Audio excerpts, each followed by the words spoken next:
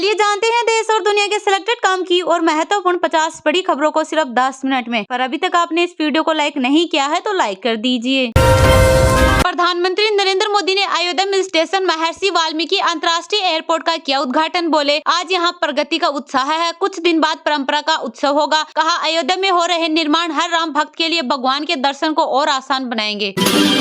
राजस्थान, मध्य प्रदेश समेत 7 राज्यों में छाया घना कोहरा। हिमाचल, यूपी में 5 लोगों की हुई मौत। दिल्ली में 80 फ्लाइट्स और 30 ट्रेनें हुई प्रभावित। दुनिया की आबादी एक साल में 7.5 करोड़। बड़ी रिपोर्ट में हुआ दावा, 1 जनवरी को 8 अरब के पार होगी। हर सेकंड पैदा हो रहे 4.3 बच्चे।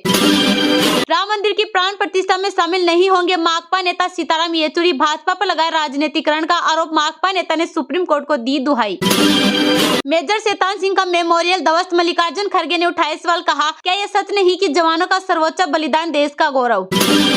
उज्ज्वला लाभार्थी के घर पीछे रविंदर माझी को दिया प्राण प्रतिष्ठा में आने का न्योता। अयोध्या दौरे के बीच पीएम मोदी का दिखा अलग अंदाज। रामनगरी को 15,000 करोड़ की सौगात।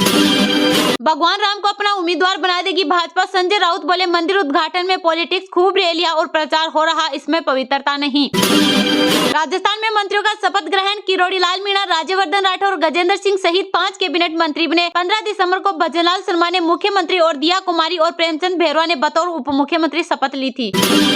दिल्ली में केंद्र और यूएलएफए के बीच हुआ ऐतिहासिक समझौता। केंद्रीय गृह मंत्री अमित शाह की मौजूदगी में हुए हस्ताक्षर।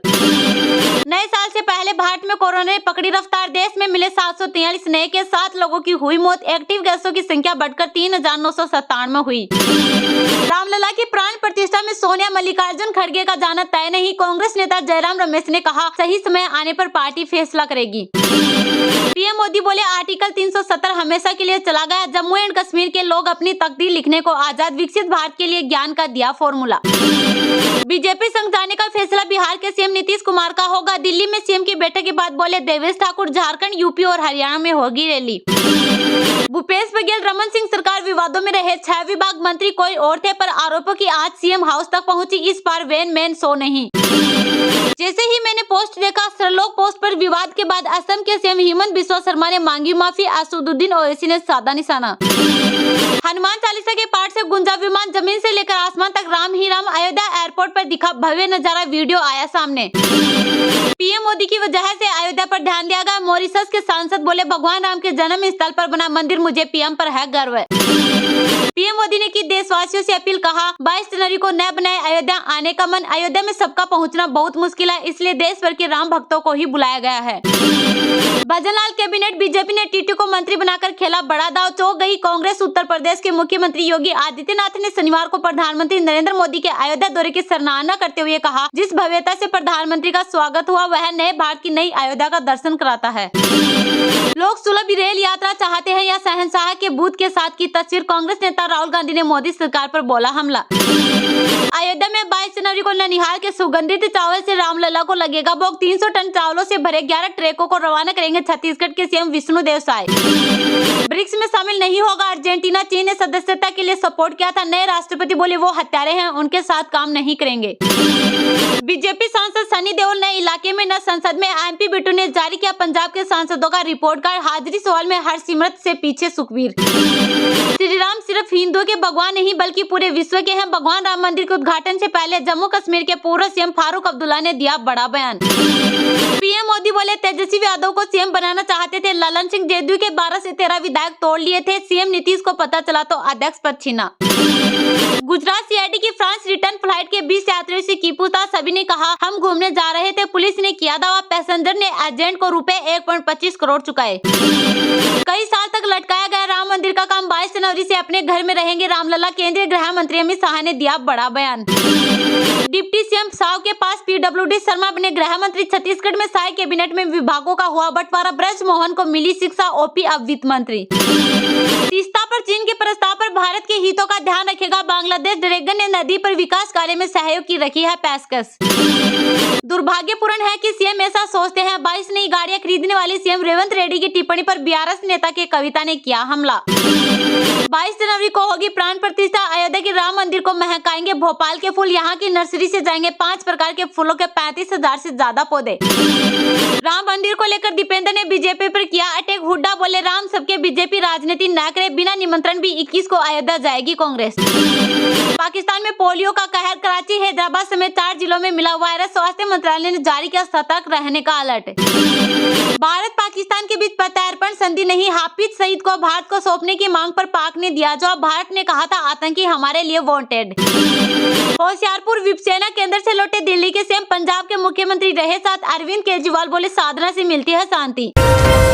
प्रधानमंत्री नरेंद्र मोदी ने अयोध्या में स्टेशन महर्षि वाल्मीकि अंतर्राष्ट्रीय एयरपोर्ट का किया उद्घाटन, बोले आज यहाँ प्रगति का उत्साह है, कुछ दिन बाद परंपरा का उत्सव होगा। कहा अयोध्या में हो रहे निर्माण हर राम भक्त के लिए भगवान के दर्शन को और आसान बनाएंगे। प्रधानमंत्री नरेंद्र मोदी अयोध्या दौरे पर हैं। यहाँ उन्होंने 8 किमी लंबा रोड शो किया, लोगों ने उन पर फूल बरसाए। इसके बाद मोदी ने अयोध्या स्टेशन का लोकार्पण किया। प्रधानमंत्री ने 6 वंदे भारत और 2 अमृत भारत ट्रेनों को हरी झंडी दिखाई। मोदी एक दलित धनीराम मांझी के घर भी पहुँचे। इसके बाद पीएम ने महर्षि वाल्मीकि अंतर्राष्ट्रीय एयरपोर्ट अयोध्या धाम का इनॉग्रेशन किया। इसके अलावा मोदी ने 15,700 करोड़ के 46 विकास कार्यों का लोकार्पण व शिलान्यास किया। प्रधानमंत्री ने कहा कि आज अयोध्या में प्रगति का उत्साह है, कुछ दिन बाद परंपरा का उत्सव होगा। मोदी तीसरी बार राम नगरी आए हैं। पहली बार वह 5 अगस्त 2020 को राम मंदिर भूमि पूजन में शामिल हुए थे। इसके बाद 23 अक्टूबर 2022 को दीपोत्सव में हिस्सा लिया था। उज्ज्वला की 10 करोड़वीं लाभार्थी से मिला सौभाग्य, मोदी बोले मुझे यहाँ एक और सौभाग्य मिला है। मुझे खुशी है कि उज्ज्वला योजना की 10 करोड़वीं लाभार्थी के घर चाय पीने का मौका मिला। मोदी बोले अयोध्या में हो रहे निर्माण हर राम भक्त के लिए भगवान के दर्शन को और आसान बनाएंगे। ये ऐतिहासिक क्षण बहुत भाग्य से हमारे जीवन में आया है। हमें देश के लिए संकल्प लेना है, खुद को नई ऊर्जा से भरना है। मैं भारत के 140 करोड़ देशवासियों से हाथ जोड़कर प्रार्थना कर रहा हूँ, जब 22 जनवरी को अयोध्या में राम भगवान विराजमान हो तब राम ज्योति जलाए, दीपावली मनाए। 22 जनवरी को सभी का अयोध्या आना संभव नहीं है। यहाँ का पूरा कार्यक्रम हो जाने के बाद एक बार परिवार के साथ अयोध्या जरूर आए। प्रभु राम को तकलीफ हो ऐसा हम भक्त कभी न सह पाएंगे। हमने 550 साल इंतजार किया है, कुछ दिन और करे। मोदी बोले यहाँ हर तरह का काम करने वाले छोटे मोटे दुकानदार भाइयों की आय बढ़ेगी। वंदे भारत नमो भारत के बाद एक और आधुनिक ट्रेन देश को मिली है, इसका नाम अमृत भारत रखा है। ये तीनों ट्रेनों की त्रिशक्ति भारतीय रेलवे का कायाकल्प करने जा रही है। इससे ज्यादा खुशी की बात क्या हो सकती है कि ये पहली अमृत भारत अयोध्या से गुजर रही है। ये रामलला के दर्शन को और सुगम बनाएगी।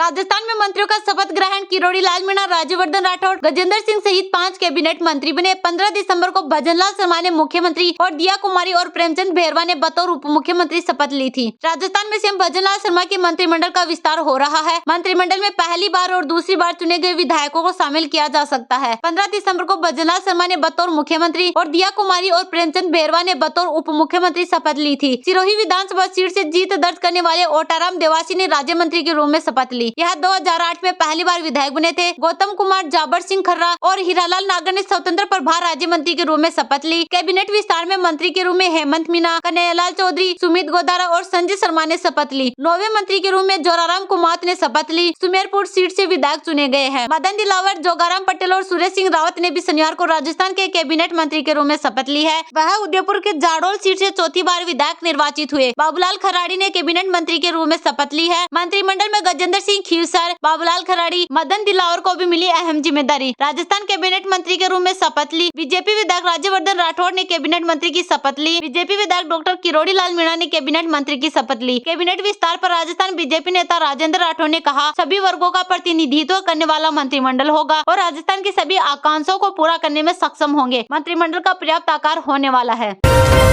नए साल से पहले भारत में कोरोना ने पकड़ी रफ्तार। देश में मिले 743 नए केस, 7 लोगों की हुई मौत। एक्टिव केसों की संख्या बढ़कर 3,997 हुई। साल 2023 के खत्म होने में कुछ ही घंटे बाकी हैं, लेकिन देश में कोरोना की रफ्तार कम होने का नाम नहीं ले रही है। भारत में पिछले 24 घंटों में कोविड-19 के 743 नए केस सामने आए हैं। केंद्रीय स्वास्थ्य मंत्रालय के अनुसार बीते 24 घंटे में कोरोना वायरस के 743 नए मामले दर्ज किए गए। देश में एक्टिव केसों की संख्या बढ़कर 3,997 हो गई है। केंद्रीय स्वास्थ्य मंत्रालय के आधिकारिक आंकड़ों के अनुसार पिछले 24 घंटों के दौरान 7 लोगों की मौत हुई है। केरल में 3, कर्नाटक में 2, छत्तीसगढ़ और तमिलनाडु में 1-1 लोगों की कोरोना वायरस से मौत हुई है। देश में एक दिन पहले 797 नए केस मिले थे। हालांकि एक दिन बाद देश में कोरोना के केसों में कमी दर्ज की गई है। हालांकि मौत का आंकड़ा एक दिन पहले के मुकाबले बढ़ा है। शुक्रवार को कोरोना से 5 लोगों की जान गई थी, जबकि आज 7 लोगों की मौत हुई है। बता दें कि 28 दिसंबर तक देश में कोविड-19 के सब वेरिएंट जेन फर्स्ट के कुल 145 मामले दर्ज किए गए हैं। कोविड-19 के जेन फर्स्ट वेरिएंट का पहला मामला केरल में सामने आया था। इसे देखते हुए देश भर में एडवाइजरी जारी की गई है। केंद्रीय स्वास्थ्य मंत्रालय ने बताया कि देश में साल 2020 के बाद से 4,50,12,484 केस सामने आए हैं। कोरोना के नए केसेस पर बारीकी से नजर रखी जा रही है। विशेष रूप से corona virus JN first variant पर भी सक्रिय निगरानी रखी जा रही है। भारत में शुक्रवार तक 9 राज्यों से JN फर्स्ट सब वेरिएंट के 178 मामले सामने आए हैं, जिनमें सबसे ज्यादा मामले गोवा में 47 और उसके बाद केरल में 41 मामले दर्ज किए गए हैं। अन्य राज्य जहां JN फर्स्ट मामले पाए गए हैं वे हैं गुजरात में 36, कर्नाटक में 34, महाराष्ट्र में 9, राजस्थान और तमिलनाडु में 4-4, तेलंगाना से 2 और दिल्ली से